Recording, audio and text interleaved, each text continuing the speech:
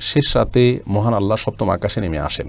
দেশভেদেও রাত্রির তারতম্য ঘটে। কোনো কোনো দেশে সূর্য সাময়িক সময়ের জন্য অস্ত যায়। তাহলে এই হাদিস কি যুক্তিযুক্ত? ভাই সাজ্জাদ মৃধা, এ বিষয়ে পূর্ণাঙ্গ একটি ভিডিও আমাদের আছে, আপনি সেটি দেখে নিলে ইনশাআল্লাহ আশা করি পরিষ্কার হয়ে যাবে আপনার কাছে।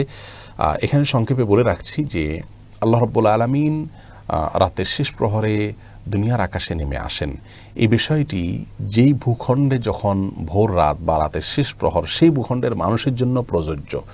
আল্লাহ রাব্বুল আলামিনকে আপনি আমার জায়গায় আপনার জায়গায় রেখে যদি আপনি কল্পনা করেন তাহলে এটি মেলাতে পারবেন না। আল্লাহ তো স্রষ্টা, আমরা সৃষ্টি। লাইসা কামিথলিহি সেই, আল্লাহ কোরআনে বলেছেন তার অনুরূপ আর কেউ নয়, কারোর সাথে তার কোনো কিছুতে আপনি সাদৃশ্য খুঁজে পাবেন না। অন্য আয়াতে আল্লাহ বলেছেন ওয়ালাম ইয়াকুল্লাহু কুফুয়ান আহাদ, আল্লাহ সমকক্ষ কেউ নয়। যার কারণে আমরা এক জায়গায় একটা সময় থাকলে অন্য জায়গায় আর অনুপস্থিত থাকি। আল্লাহ রাব্বুল আলামিন একই সঙ্গে কোনো ব্যক্তির জন্য তিনি প্রথম আকাশে অবস্থান করছেন, কোনো ব্যক্তির জন্য তিনি তার আরশে আযীমে আছেন, এমনটি হতে পারে।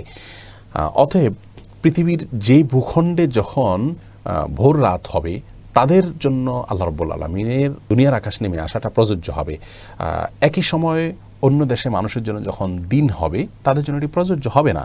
এখন আল্লাহ রাব্বুল আলামিন এক সত্তা, তিনি এক জায়গার জন্য মানুষের জন্য এক রকমের প্রযোজ্য হচ্ছেন, আর জায়গার মানুষের জন্য তার সে অবস্থাটা প্রযোজ্য হচ্ছে না।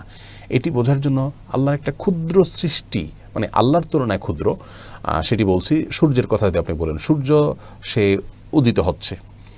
তো যখন সূর্য উদিত হয়ে আমাদের ধরুন বাংলাদেশে আলো দিচ্ছে, দিনের আলো আমরা সূর্যের মাধ্যমে পাচ্ছি, একই সময় কিন্তু সূর্যের এই অবস্থানের কারণে অন্য জায়গায় অন্ধকার হচ্ছে, রাত হচ্ছে।